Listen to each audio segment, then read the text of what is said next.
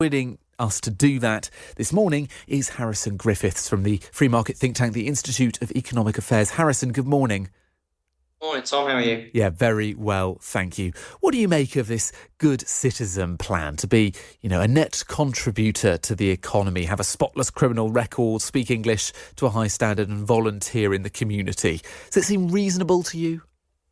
I think it's a bit of a mixed bag, to be honest, Tom. I think on one hand, having a spotless criminal record is a bit of a bare minimum, in my view. It's something that needs to be more strictly enforced. I think anybody who has committed a violent or property crime, it's probably best to keep them out. And if they do so while they're in the UK on a visa, that should be grounds for removal. And speaking English as well, I think is an absolute must.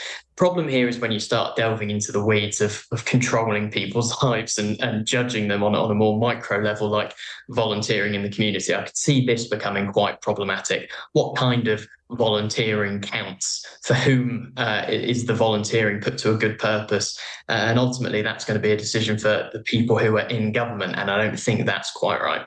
Yes, I don't know quite how you would put a marker on that. Do you get exemptions if you are caring for someone and don't have time to volunteer? I mean, I look at people who are not immigrants, they are British citizens and have been born here, but I haven't volunteered for years. I can think of many people who don't volunteer at the moment. I don't know quite how you would put a label on it, I suppose. And what do you make of this new strategy by Labour to come out swinging against reform? It's something we're discussing with Terry Stiasny a moment ago. Is it possible to attack reform, attack Nigel Farage, attack his plans as racist without the voters that you are trying to win interpreting that attack as being an attack on them? It's an incredibly difficult thing to do, and I'm not a huge fan of reforms. Well, I'm very much a critic of reforms, recent immigration proposals for a number of reasons. But I think if you just look at the general record of politicians, particularly from the centre and the left, politicians and other opinion formers over the last 20 years, coming out swinging and calling proposals that they don't like on immigration racist, I don't think you've got best record. I think, you risk alienating huge numbers of voters. But crucially as well, it really does end up just empowering the real racists who are on the right. I think if anybody who's on social media has seen how much more permissive the right has become of genuine racism, how much more of a role genuine racists play in right-wing discourse right now. And I think a huge part of that reason is that we have diluted the taboo of terms like racism and fascism to the extent where it's essentially just ignored now. So I don't think it's effective. I think you risk alienating a lot of people and frankly, just empowering those really quite nasty people even more. So I think they should probably steer clear of bringing out the big words like racism and actually doing some of the work to change minds. And indeed, they're already taking a look at more perhaps moderate proposals to try and understand the public's views a little bit more without going full reform.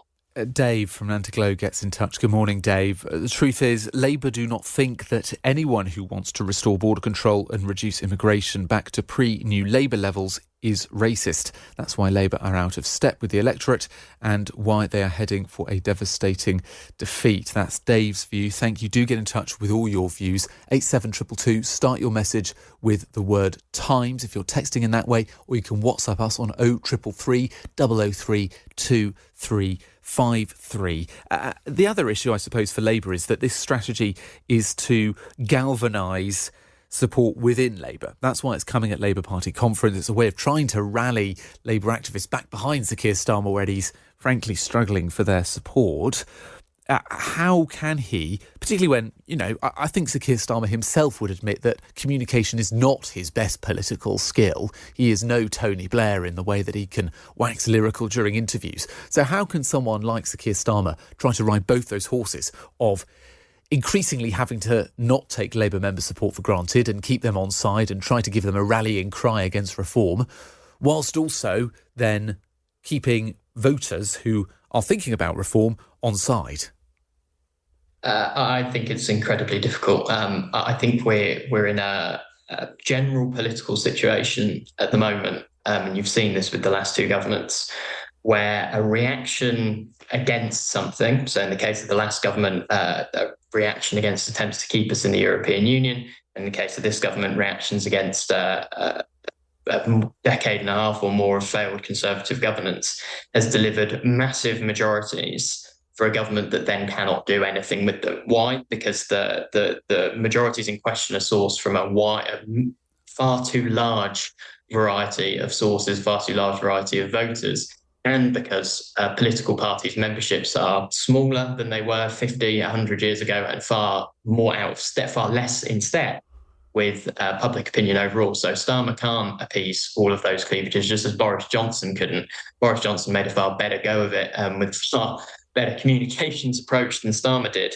But frankly, I think it's completely impossible. And what Starmer really lacks in the way what Boris Johnson ended up really lacking is a coherent guiding philosophy of government to keep him sailing through these types of external storms. The fiscal situation is bad, the immigration situation is bad, the situation with the political culture and polarization is very bad.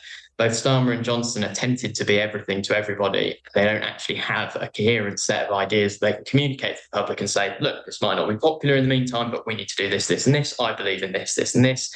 That they don't have that. They didn't have that in the locker. Starmer doesn't have that in the locker. And until he does, I'm not really sure what his options are. I think that comparison of Boris Johnson and Keir Starmer is so interesting in that they are so opposed in terms of their personalities, and they would both say they severely dislike each other. They would both say they're the polar opposites, but actually there are similarities in that they both were focused pretty ruthlessly and very effectively on becoming Prime Minister. They were very, very good at that, without actually giving much thought to what to do when they were there. And that, I think, is why Boris Johnson ended up in a bit of a mess. Partly, I think that's also partly why Sir Keir Starmer is now, like you say, in a bit of a mess when everything is going against him. Glyn from Rotherham gets in touch. Did I miss the interview with the Prime Minister calling Trump a racist? Glyn, you make a good point. You did miss that. There was no such interview. I don't think Sir Keir Starmer would be bold enough to say that about the US president. And as we've reflected on Times Radio, how do you handle Donald Trump? What do you say? And more importantly, what do you not say? But yes, if Donald Trump starts to quite like Reform UK's policies, that might be an issue for Sir Keir Starmer if he wants to attack them. Having said that, Donald Trump did behave himself while he was here in the UK from Sir Keir Starmer's perspective, so I suppose that is mission accomplished if you're number 10. Something that's not going well, you said there, Harrison, the fiscal situation. Starmer failing to rule out VAT going up in the budget in November. Are we heading for tax rises? Yes, inevitably, and it is avoidable. But the way to avoid it is quite significant spending cuts and public sector reform to go with them. Starmer's completely allergic to that, again, because the coherent kind of guiding philosophy, if there even is one, that underpins his government is a very classic down the middle of the road Labour one, which is incredibly reticent to do any public spending cuts. But also he knows, I mean, he's an intelligent man. He will have seen the balance sheet. He knows that in terms of fiddling with the levers and increasing taxes, there isn't much room to grow in the UK. And he also knows that the window for borrowing is increasingly looks closed. And so he has to end up resorting to these difficult decisions. They are in the can, they are coming down the road, they are in the post. And VAT, to be honest, would be one of the less harmful ones. The UK's tax system is already got an unusually narrow base and is again also unusually top heavy.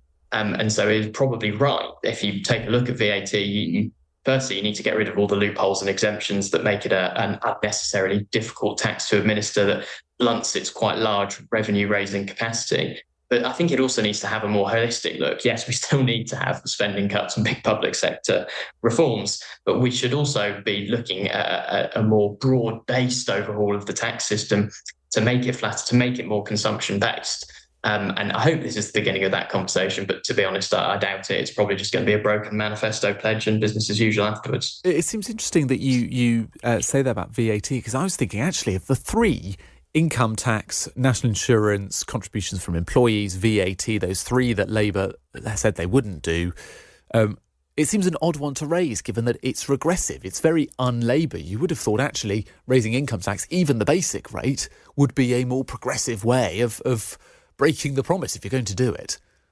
Yes, and a far more damaging one. And those two things are interrelated. I mean, income taxes and any taxes on employment, whether it's employees' NICs or employers' NICs, are much more damaging to the economy than a consumption tax, a flat, broad-based consumption tax. VAT, because it should be pretty broad-based if we get rid of the litany of exemptions and silly bureaucratic hurdles that we impose on VAT unnecessarily, should have the capacity to raise much more money, be much less distortive on the economy overall than raising income tax any further, and certainly than raising national insurance contributions. Yeah, well, it seems to be what they are laying the groundwork for, so maybe you'll get your wish in terms of if it's going to be one of those three, it'll be that one. Let's move on to some other stories, Harrison. The former head of MI5, Eliza Manningham-Buller, who, if you're a Slow Horses fan, may be a little reminiscent of Diana Taverner, she says that we may already be at war with Russia. NATO is considering a new plan to shoot down jets. Given that we've had these incursions into Poland with drones, into Romania with drones, into Estonia with jets, would you be comfortable directly shooting down Russian jets, Russian drones? I would certainly be comfortable with NATO doing it and frankly encourage it. We've seen, as you've already listed, the series of incursions from Russian aircraft that have taken place over the last 3 weeks in NATO territory. Over the weekend, they can add to that with an awful lot of drones going into airspace and sensitive airspace in Denmark, Sweden and Norway. Nobody is quite sure exactly where they're coming from, but it seems a good bet is a Russian vessel that is hanging in international waters in the Baltic Sea. The Russians are doing this on purpose. They are being extremely explicit with what they're doing. The comments of the Foreign Minister Sergei Lavrov at the UN have suggested very clearly that Russia views these incursions as a way of punishing NATO for its support for Ukraine, particularly how that's manifested in a litany of successful strikes by the Ukrainians in Crimea over the last month or so. The Russians are very clear in their minds that NATO needs to be intimidated out of supporting Ukraine. And that generally is an unacceptable position. Our support must continue to be resolute for those defending Western civilization against Russian barbarism and imperialism. But at the same time, if the Russians think that they can if they can simply use our airspace as their own, they need to be told in a language that they can understand that that is not acceptable. And so we need to put our foot on the gas and continue to be resolute, to become more resolute, and not give in to their intimidation. Because as they have shown in Ukraine, their 3-day special military operation that is not far, or 3.5 years continuing now, their economy, their military is a paper tiger, and they should be afraid of us. We should not be afraid of them. How do you meet strength with strength without, I suppose, as history teaches us, risking those little moments, those little diplomatic incidents, that one plane shot down that sparks a wider conflict? Maybe that is something you cannot avoid. Let's turn to something lighter. I think it is avoidable, Tom. They just need to stop flying their aircraft into our airspace. It's very easy for them. Well, yeah, easy for them. I suppose the difficulty is NATO's response. Not an easy question for Mark Rutte and all the leaders. Let's try and end on something a little lighter, shall we, Harrison? Cheer ourselves up a little bit. Would you pave over your garden? The trades body for garden centres, the Horticultural Trades Association, says more than a fifth of householders are planning to put decking or patio over their garden.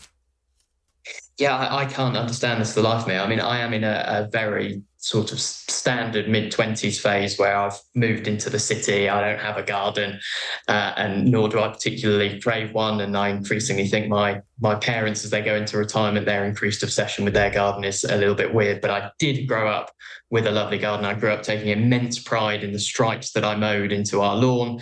And I imagine one day I will grow out of this phase and again become a man who's very proud of his garden and loves the space in the garden. So if I had one, there would be absolutely no circumstances in which I'd pave over it. each to their own, live and let live. But yeah, I really can't see the benefits of it. What's not to love about having some lovely open grass in the back garden? We live very concreted lives. I think it's a good thing to take care of one's garden. Yeah, I mean, 26% of garden area is paved or decked, according to the Horticultural Trades Association. They think that will rise to 34% by 2030. That seems to be a bit of a shame, but then I'm not particularly green-fingered. Harrison Griffiths, thank you very much. That's Harrison Griffiths from the free market think tank, the Institute of Economic Affairs, to go through the morning's papers.